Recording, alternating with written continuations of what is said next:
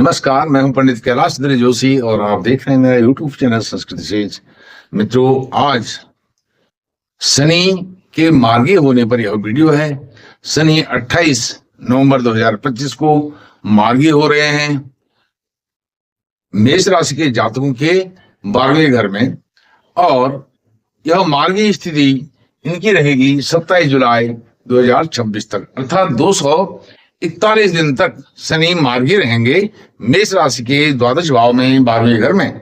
तो ऐसी स्थिति में मेष राशि के जातकों के लिए जो अभी तक 28 नवंबर तक शनि बकरी चल रहे थे, अब मार्गी हो रहे हैं। बकरी में जो उनके परिणाम थे, मार्गी में किस प्रकार से वो आपदा में अवसर आपको देने वाले हैं, या कंगाली में आटा गिला होने वाला है।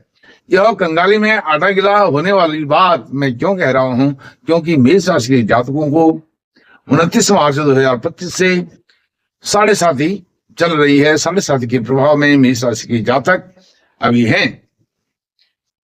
तो यह आपदा में अवसर होगा, शनि का मार्गी होना है, या कंगाली में आटा गीला होगा।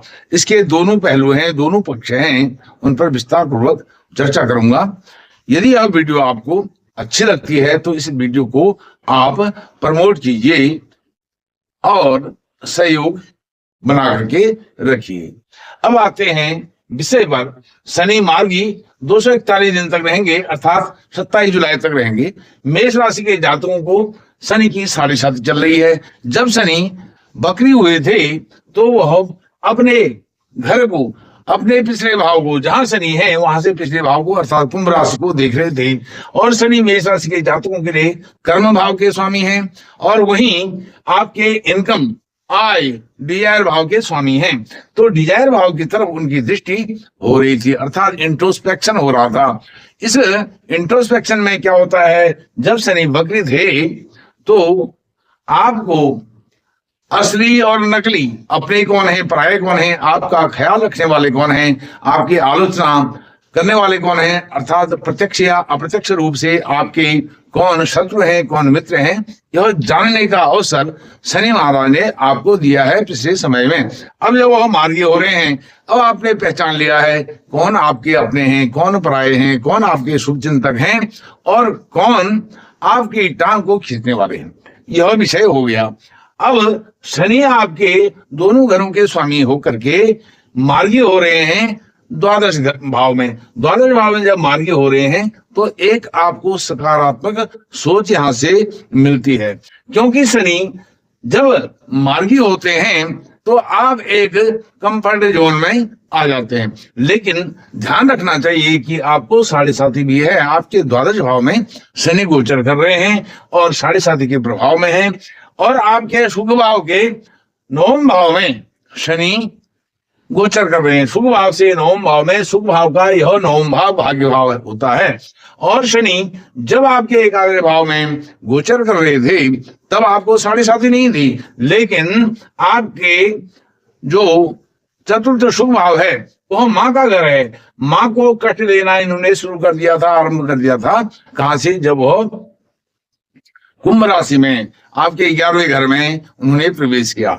अब प्रवेश किया तो शनि, हम जानते हैं शनि बहुत धीमा उनका स्वभाव है, वृद्धावस्था के कारक भी हैं, ढीली चाल उनकी होती है। तो यह इनकम में जहां एक ढीलापन, कमी आई, उस कमी को आपने प्रत्यक्ष या अप्रत्यक्ष रूप से महसूस किया, अनुभव किया। लेकिन अब जब शनि मार्गी हो गए हैं तो इसमें आपने जो इंट्रोस्पेक्शन किया है पिछले 2, 2.5, 3 महीने में, उस इंट्रोस्पेक्शन के जो आत्मनिरीक्षण किया है, आत्म विश्लेषण किया है, उसके आधार पर आप अगली प्लानिंग आप कर सकते हैं। दूसरे में शनि आपके जब द्वादश भाव में है, यह आपके यात्राओं का भाव भी है, विदेश का भाव भी है, अर्थात अपने मूल स्थान से, माता पिता से, मूल परिवार से दूर रह करके आप जो भी इनकम जनरेट करने की कोशिश करेंगे, उस इनकम में बड़ी ताकत होगी, बरकत होगी, और उसी से आप अपना अच्छा कुछ कर पाएंगे। यदि आपको अवसर मिल रहा है घर से, परिवार के लोगों से बाहर जाकर के एक अच्छा प्रमोशन, एक अच्छी तरक्की, अच्छा व्यवसाय आप कर पाए, अच्छी नौकरी कर पाए, तो इस अवसर को आपने छोड़ना नहीं चाहिए। यदि आपका अपने लोकल जो इलाका है, एरिया है, उससे बाहर रह करके, अपने परिवार से बाहर रह करके कुछ इनकम के आपके सोर्स हैं, तो उन इनकम के सोर्स से आपकी इनकम अच्छी जनरेट हो सकती है, आप उससे अच्छा फल प्राप्त कर सकते हैं। अब माँ के भाव से मैंने अष्टम भाव की आपको बात बताई। जितने भी मेष राशि के जातक हैं, पिछले 2.5 से 3 वर्ष से वो माता के कष्ट को महसूस कर रहे हैं। या तो माता को बहुत अधिक कष्ट हुआ है, मृत्यु तुल्य कष्ट हुआ है, या माँ की मृत्यु ही हो गई है, चाहे वो वृद्धावस्था में के कारण हुई हो या किसी अन्य कारणों से हुई हो। जितने भी मेष राशि के जातक, यदि आप मेष राशि के जातक हैं, आपने इसको अनुभव किया है, किसी अन्य राशि के जातक भी इस वीडियो को सुन रहे हैं, देख रहे हैं, समझ रहे हैं, तो भी अनुभव करेंगे कि जितने भी आपके रेडियस में मेष राशि के लोग हैं, वो माँ के कष्ट से किसी न किसी प्रकार से प्रभावित हो रहे हैं।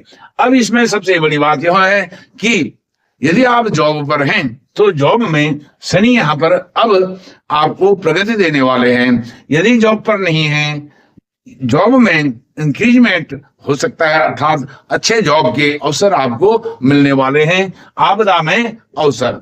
और शुभ भाव से यह अब नवम हो गए हैं, नवम भाव में, भाग्य भाव में चले गए हैं, तो अष्टम भाव में होने के कारण जो आपको ऐश्वर्य, वैभव, सुख, संसाधन, घोड़ा गाड़ी, इसमें जो कमियां आई थी, उन कमियों को भी अब शनि यहाँ से रफ्तार देने वाले हैं, गति देने वाले हैं। आपका जीवन गतिमान यहाँ से बन सकता है।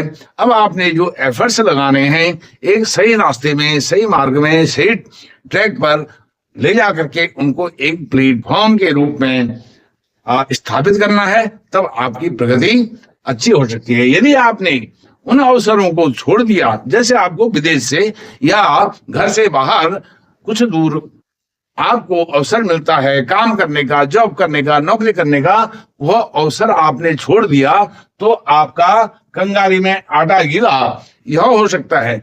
और आपदा में अवसर यह है कि आपको घर से दूर रह करके, अपने पारिवारिक जनों से दूर रह करके अवसर मिल रहा है जॉब करने का, नौकरी करने का या व्यवसाय बिजनेस करने का, तो आप उस अवसर को नहीं गंवाते हैं।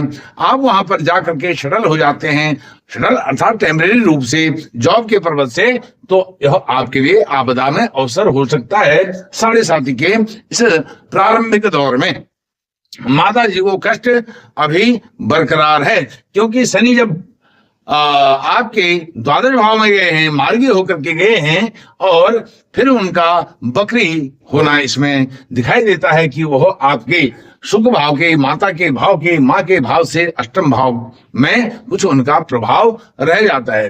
क्योंकि शनि अभी यहाँ पर हैं, तो कुंभ राशि के जातकों को तो 7.5 ही है, मेष राशि के जातकों को है और मीन राशि के जातकों को है, अर्थात अष्टम भाव, सुख का अष्टम भाव यह प्रभावित कर रहे हैं, अर्थात आपको माँ के सुख से वंचित कर रहे हैं किसी न किसी प्रकार से। जब तक शनि आपके अपनी राशि मेष राशि में गोचर नहीं करते हैं, तब तक यह स्थिति आपकी माता को कष्ट देने की स्थिति बनी रहेगी।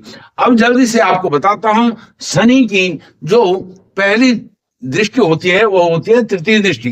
शनि की तीसरी दृष्टि आपके धन भाव पर, कुटुंब भाव पर, परिवार भाव पर इस पर पड़ रही है, तो आपके धन, कुटुंब, परिवार से संबंधित कुछ विचलन उसमें हो सकता है, कुछ आपको सोच समझ करके इसमें निर्णय लेने पड़ सकते हैं, कोर्ट कचहरी के मामले हो सकते हैं, कोई आपका धन, प्रॉपर्टी, बिजनेस यह विवाद में फंस सकता है, क्योंकि शनि की यहाँ पर जो दृष्टि है धन भाव, कुटुंब भाव और अन्य जो आपके धन से, कुटुंब से, अन्य जो इनकम के और जीवन को सफल बनाने के जो साधन होते हैं, उन साधनों पर शनि यहाँ पर बट्टा लगा सकते हैं।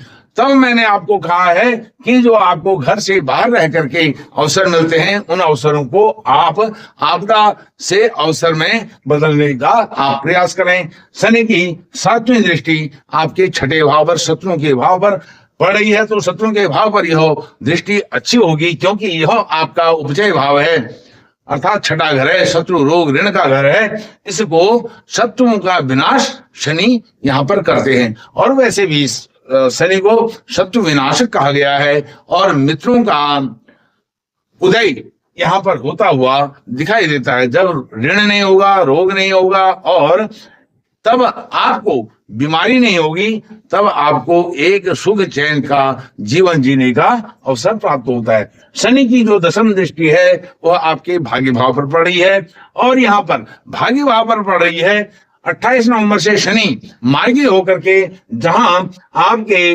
भाग्य भाव को प्रभावित कर रहे हैं दशम दृष्टि से, वहीं 5 दिसंबर 2025 से गुरु बकरी होकर के, देखिए आप यहाँ पर कैसा तालमेल है। शनि मार्गी हो रहे हैं 28 नवंबर से और गुरु बकरी होकर के तीसरे भाव में जाएंगे, आपके शुभ भाव के द्वादश में जाएंगे, अर्थात शुभ भाव के वह कभी उच्च के हो रहे हैं, कभी उच्चाभिलाषी हो रहे हैं, तो शुभ भाव के द्वादश भाव में जाएंगे तो आपने भाग्य भाव को देखेंगे, अपने ही घर को देखेंगे सप्तम दृष्टि से। तो इस प्रकार से वहां पर शनि की दृष्टि भी रहेगी दशम दृष्टि और गुरु की दृष्टि भी रहेगी, तो शनि पर गुरु यहाँ पर हावी होने वाले हैं, आपको अच्छा रिजल्ट, अच्छा परिणाम देने वाले हैं। इस प्रकार से यह शनि के 7.5 का आपदा में अवसर, कंगाली में आटा गिला, यह 2 पक्ष हैं। 2 पक्ष में से आपने किसको चयन करना है, इसके लिए आप छोटा सा एक उपाय करें। शनि का दान ना करें, शनि का जप ना करें, और यदि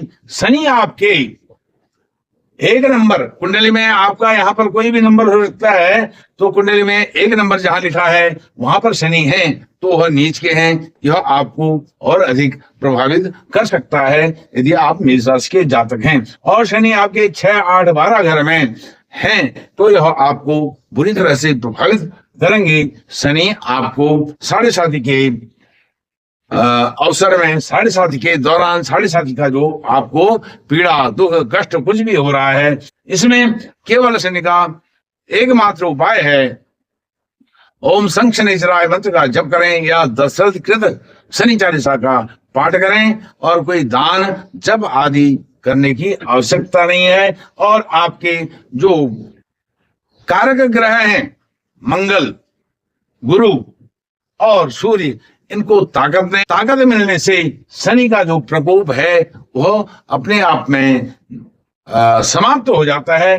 तो मंगल आपके कारक हैं, गुरु आपके कारक हैं और सूर्य आपके कारक हैं, इसलिए मंगल को ताकत देने के लिए हनुमान चालीसा का पाठ करें, सूर्य को ताकत देने के लिए आप सूर्य को अर्घ्य दें, और गुरु को ताकत देने के लिए ओम नमो भगवते वासुदेवाय मंत्र का जप करें या विष्णु सहस्त्रनाम का पाठ करें। इससे शनि की 7.5 का जो प्रकोप है, पीड़ा है, वह आपको बहुत उसका आभास नहीं होगा, असर नहीं होगा।